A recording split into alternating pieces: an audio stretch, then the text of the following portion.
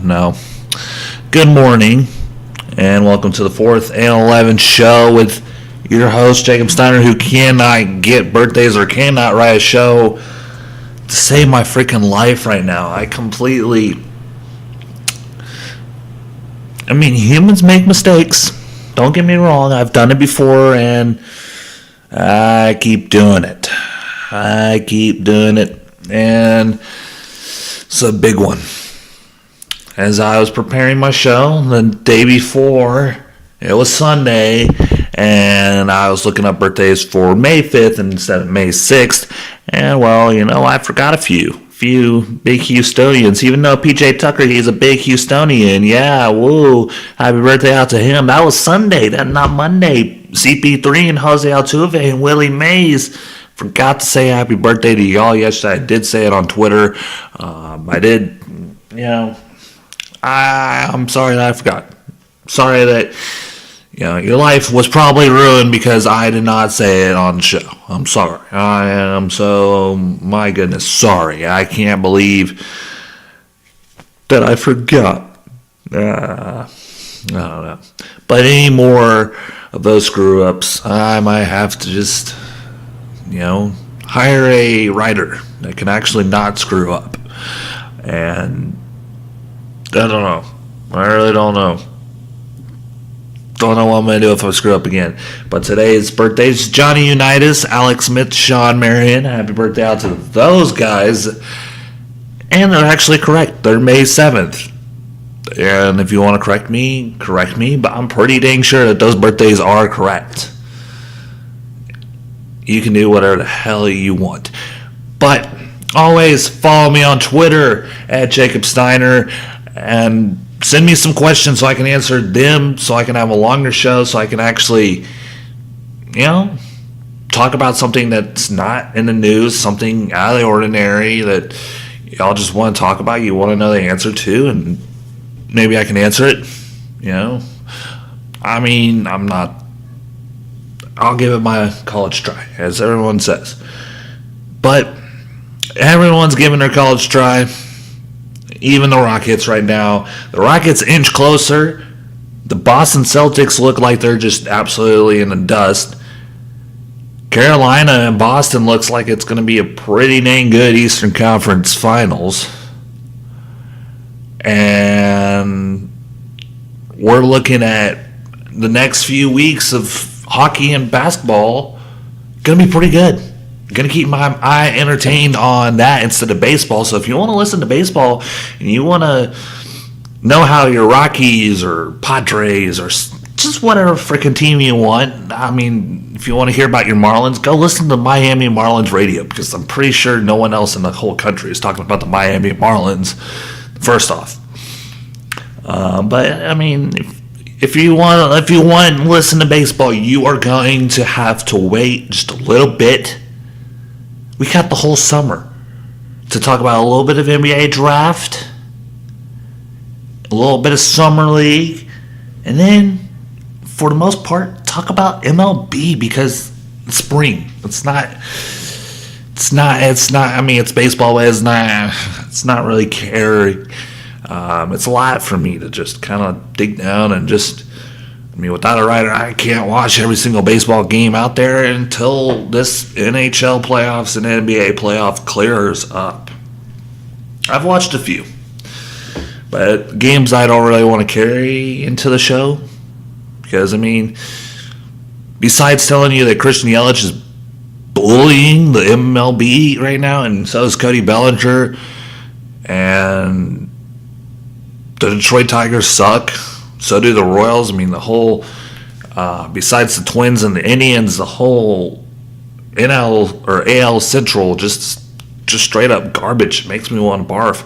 Boston's still kind of a little bit struggling. They're getting there. But we'll see what we'll talk about that in May or late May, like June-ish maybe. We'll talk about that.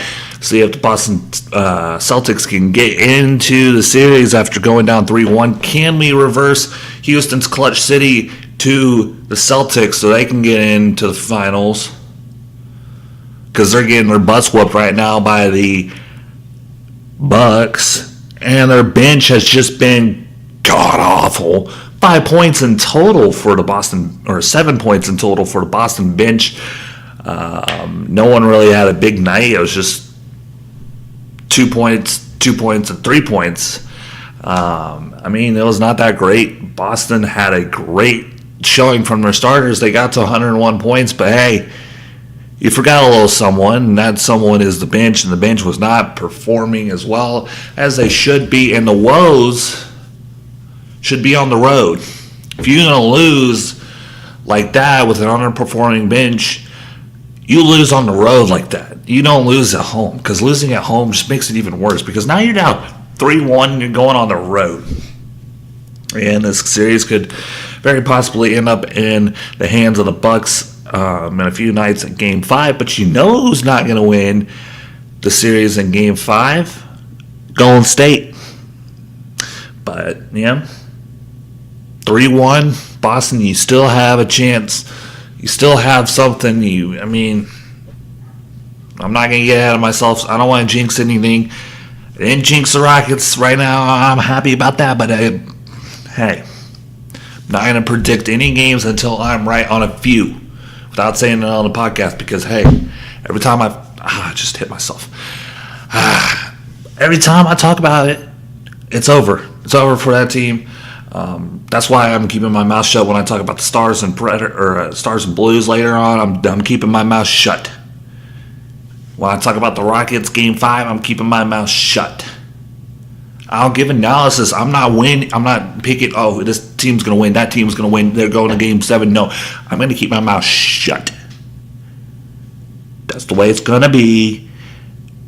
That's the way it has to be for now, at least, because, hey, I don't want to jinx any team. I already, made Steven mad at me. The odds are not against me right now. I mean, bad luck has just happened to me, and hey, let's not get bad juju in here, because we've had technical difficulties with this dang computer, and if it breaks in the show, I'm done. Throwing this computer out, getting a new one. Take out a loan, something, whatever. It don't freaking matter, man.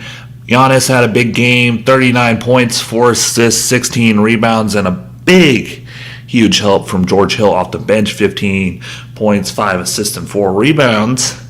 That's a huge need right there. At least Milwaukee got someone off the bench scoring buckets. Boston, at least you got your Bruins.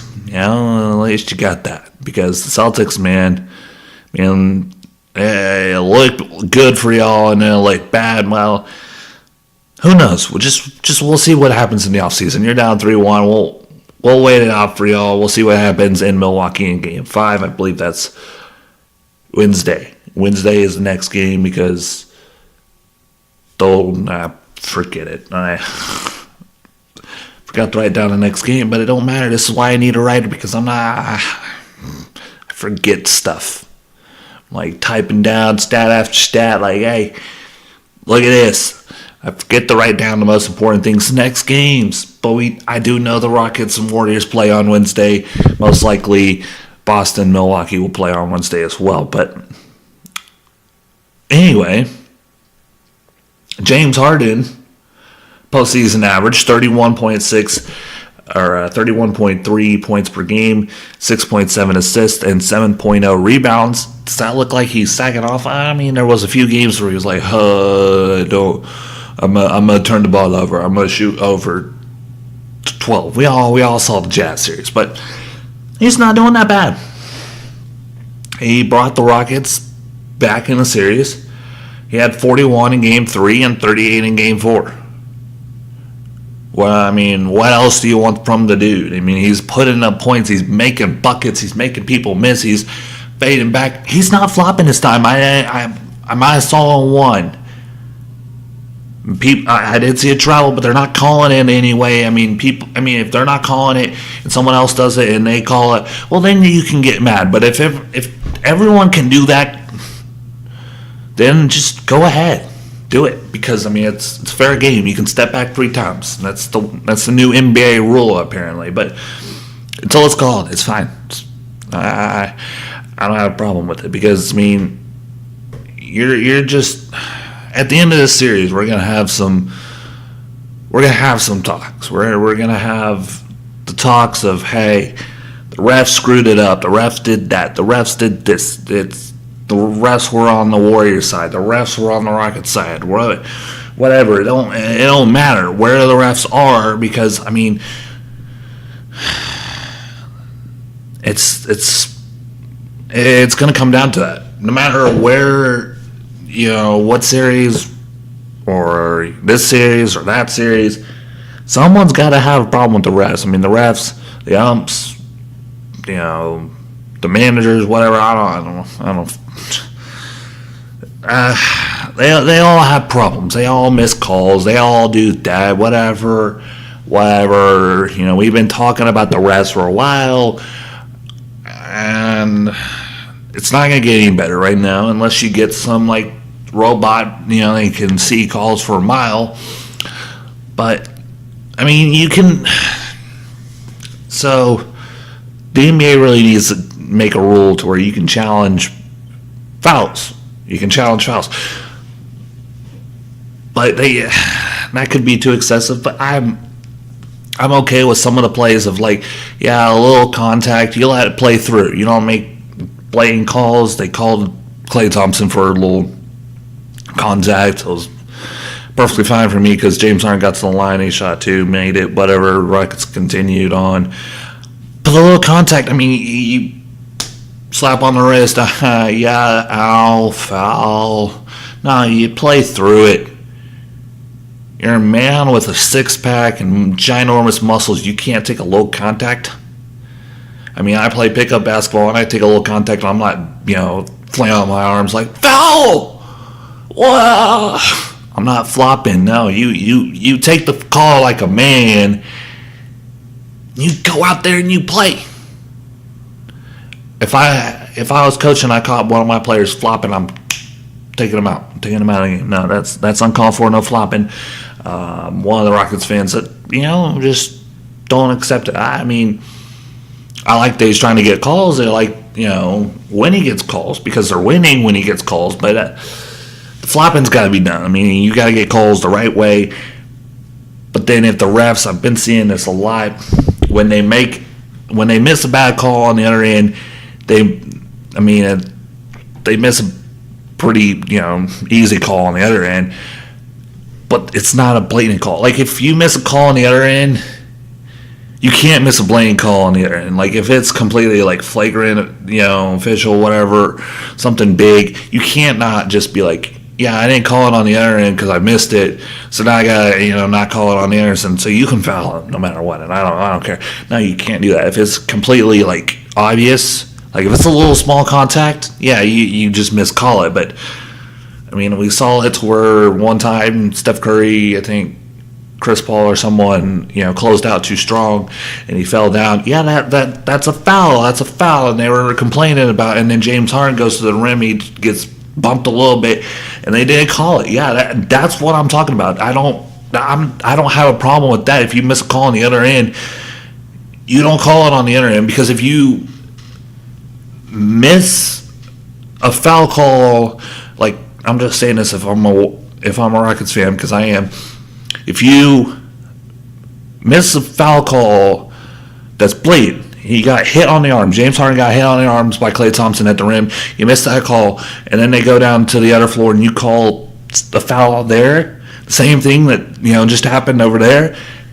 That drives everyone crazy. That drives just the normal NBA fan who's, maybe a Phoenix Suns fan who has a sorry life right now. But, I mean, shoot for the moon. Hey, you miss a call on that end, you miss a small call on the other end. That's just the way it's going to be. You cannot, and you will not, because you'll get framed for favoritism if you do that crap. I'm not going to... It's Tuesday. It's not Monday. Can't do it. Can't do it. But It's all right. It's all right. E.g., Eric Gordon, bringing the pain, 18.7 points per game in the playoffs. Woo, he's doing all right. He's doing fine. 30 in Game 3 and 20 in Game 4. He is the X factor off the bench. I mean, Boston could use Eric Gordon off the bench. Woo. Or no, he was not off the bench. I am sadly mistaken. Eric Gordon's in the starting lineup. But he's definitely coming off the bench after going there hot. Still, he's hot no matter where he goes. He's cooking. He's James Harden. He's James Harden-esque. He's James Harden. Whatever. Eric Gordon. I'm glad that we picked him up. CP3, 13 points. Happy birthday out to him yesterday. PJ Tucker was 17. Clint was 6. Austin with 10. Gerald with 3. Amon with 5. So not a bad stat line for the Rockets. They need to get Clint Capella more involved, obviously. 6 points in a game. Last year, I mean, he averaged like 15. I mean, in the season, he averaged like 16 or something points per game. He averaged double-double. You need to get Clint some buckets. He's obviously having a little bit of problems, but when you're playing Draymond Green on Clint Capella, you got to go into him. I mean, you got to fix that guy's post game. I mean, he's not really great when you like Dwight Howard or Shaquille O'Neal. You got to drive to the rim. I mean, James Harden has been driving to the rim and passing, but he's looking for the three. He's not looking for Clint Capella when he's in there, and that drives me insane sometimes because, I mean, they tried to look for Clint Capella, but then and they played some great defense. As soon as they, double teamed, those guys close in, and they kick it out for a three. And, I mean, it's worked sometimes. It's not worked a few times. But they've stopped Clint Capella from getting easy buckets in the middle because they know he can fly over. They double team him. They trap him sometimes. That's pretty good. But you also got to realize that if he passes it back out, it's a clean pass. If it's right in the chest, that's an easy three right there. But Clint Capella, on multiple occasions, has not passed the ball very well. And so if you're a Rockets fan and you want to help us out, you got to come to Clint Capella's house and be like, here, we're going to learn how to pass. Do some chest passes. Let's go. Come on. On the Warriors side, Draymond Green had 15 points. KD had 34. Steph had 30. Iguodala had 7. Klay Thompson with 11. And the Warriors had an president, terrible bench as well. Kevon Looney had 7 points, and then the rest of the bench, they're scratching their ass and scratching their head or whatever. They're not doing anything. They're probably texting their mother or buying mother's flowers for Mother's Day. That's coming up Sunday. If you're hearing this, mother, I haven't got you anything. It's Tuesday and it's Sunday. I need to do that. But anyway, the Warriors bench is just trash. The Warriors just need to calm down and get their bench together. Their depth is a problem. DeMarcus Cousins, there's some stories that he might come back, but I mean, Steve Kerr has said almost impossible they could. I mean, I wouldn't play him. I mean, if I was DeMarcus Cousins, I would not play. I would wait till the summer, go, work out for some teams, show teams that you're, good. You're most likely going to get picked up by the Lakers anyway, or the Knicks or someone. But look, DeMarcus Cousins, I would not come back unless dire needs, like you're getting calls from other teams, like, yeah, you need to play some more games. Like, we don't really have enough on you. I mean, he played pretty well during the regular season, also a little bit in the postseason. But DeMarcus Cousins would help out the Warriors in the playoffs. But do I see him coming back? No. I don't see him coming back. But that depth for the Warriors is really hurting right now. 7 points only from Kevon Looney. The rest had 2 points each. And I think there was 2 other players that had 2 points. But they had more points than the Boston Celtics. They had, 11 points on the bench compared to the Boston Celtics 7. But if you're comparing the two benches, both benches, I would rather have the Boston Celtics bench, but they just underperformed. They had Marcus Smart and just Morris, and they got a few people. They got Terry Rozier as well. They got Greg Monroe. They got a few pieces down there that's better than Kevon Looney, Jordan Bell, Alonzo McKenzie. I mean, who that? Andrew Bogut? Who that? I mean, I know who Andrew Bogut is, but who that? I mean, I would rather have the Boston Celtics bench. But, I mean, if worst comes to worst, the Warriors definitely need DeMarcus Cousins to come back. I don't think he'll be here in the Rockets series. So that gives the Rockets a little bit of advantage. But the Rockets are going back to Golden State for Game 5. They have to win Game 5 or Game 7. I mean, you're most likely not going to win Game 7, so you got to take that hot streak and go into Game 5 and win. You got to do that. You got to be there, and you got to win Game 5. The Rockets are very high-risk, high-reward type of team. So is the Astros. Their type of play is high-risk, high-reward. They sign guys that are high-risk, high-reward. James Harden, yeah, he's high-risk, high-reward. If he doesn't get those calls, he's not scoring. If he he has bad games, he has good games. He takes 33s a game almost, it feels like. He sometimes does. Chris Paul, he's a high risk, with all the injuries, but he's also high reward. You get another point guard that's really good. He's a Hall of Famer, no doubt. Eric Gordon, injury prone, but he's high risk, or high reward. He's good. Amon Shumpert, good defender, but he's high risk on offensive end. Austin Rivers, high risk, because he hasn't really shown much in the league that he can play, and he's high reward. He's ACC All-American, whatever, high draft pick.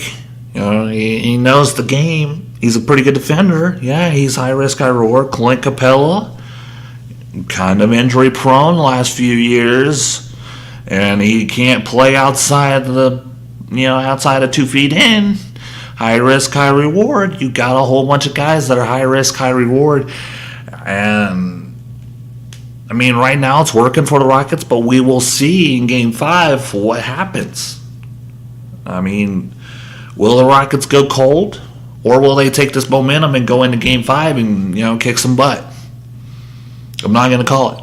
You want me to, but I'm not to. I'm not going to. I'm not going to jinx anything. I'm not going to do that. I'm not going to do that. I'm just going to sit here and just go on to the next thing. Bruins and Carolina.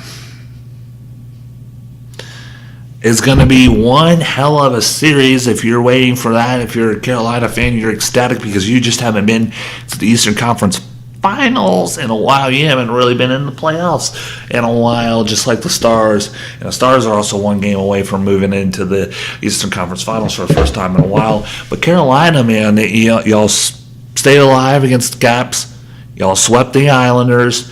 You swept a team that swept in the first round another team, and then getting swept in the next round. The first time that's ever happened in NHL since 1993. So that's a big news right there. That's a long freaking time ago. That was way before I was on the earth. I never got to see that. But Carolina, wow. Woo! Carolina going up against a tough Boston Bruins team that won 4-2 against the Blue Jackets. They played Maple Leafs and then Blue Jackets. Two pretty good teams in a row. And Carolina moves on to take on that tough, battle-tested Bruins, who very possibly could get swept as well. But I mean, I'm warning, spoilers, jinxing, crap. Whatever. Moving on. Avalanche ties the series in OT. Wow. If you missed that game, you're probably mostly because you watched the Rockets and the Warriors, or the Boston Celtics and Milwaukee Bucks, or you just don't care about hockey. But Avalanche, they come out, they tie the series, and they go into Game 7 just like the Stars, looking like they could just possibly the worst team in the NHL Western Conference playoffs. Moving on to the finals. That's pretty good. Avalanche, the most underrated team in the playoffs, have proven that they can stay alive. San Jose should not be there, is according to Steven, but I mean, they're there, and it was a close game, 3-3 in the final minute, and then the Avalanche scored a goal to go in overtime, and man, they need to fix that rule, because I'd rather see the penalty shots. I mean, once you go through the first overtime, I mean, first or two overtimes, I want to see the penalty shots, because you don't go into you can go for a while. We've seen it before. Go for a while without scoring a goal. And I'm now a hockey fan. I like watching it. Love it. I mean, call me a hater that I don't know a lot of people's names right now because I'm starting out loving it. But hey, I see the 20 minutes. Yeah, it takes a while. And then you got like 30 minutes of a halftime show after the first and second period. And then you got the third period, just pretty dang, or a second period. And then that's 20 minutes. And then you got another 15-minute one. And then you got the third period. And then if they don't win in that, you got overtime. That's another 20-minute period. But then you also have that 30-minute halftime again. And then after that overtime, you got another 30-minute. Then another if you don't. We're going to be I mean, hockey is intense. You know, you get hit a lot, whatever. This is going to be the new NASCAR. It's like 500 laps of going back and forth. Make a left turn. Make a left turn. Make a left turn. Explosion, whatever. Blah, yay. Oh, my goodness. It's a lot. It's a lot to handle. 20 minutes. This is just a lot. You go through 3 periods, and if you don't, you got maybe another 20 minutes, and if you don't get it through there, then you got another 40 minutes, and then you got another 20 minutes, and we could be and we could be here all night. We could be here all night, NHL. So, were you smoking cannabis when you made that rule? Because man, oh man, oh man, oh man. Just like yesterday, don't get me started on that. Well, we might have to come back to that because that was pretty fun. It don't freaking matter. No matter what you do with the sport, it's too long. Go to PKs, man. Go to PKs. It's annoying. Stars and Blues on tonight, Game 7. We will finally know who makes it to the Western Conference Finals for the first time. And that one, Nuggets versus Portland in the NBA. 2-2 series tied there. Portland going back to Denver, trying not to go down 3-2. As you remember last time, the Spurs went down 3-2. They came back, but we all know how that, basically ended right there. Raptors and Sixers on TNT as to close out the playoffs. Philly trying to recapture some strength after, they played pretty well, but Raptors just outplayed them in that one. So that's your game schedule for tonight. Quick little show Tuesday. Be back here Wednesday always, unless it breaks. I'm not gonna jinx anything. I'm not gonna really care about what happens if this computer breaks. We will not be here. But good news. If it stays alive, I will be here tomorrow. And on Friday, it's always the Wake and Bake Show with Steven and Jake. Start your morning off right here on on the 4th and 11 channel, the 4th and 11 podcast, whatever, 4th and 11, blah, blah, blah, blah, blah, blah, blah, blah, blah. Good night. Or, sorry, good morning.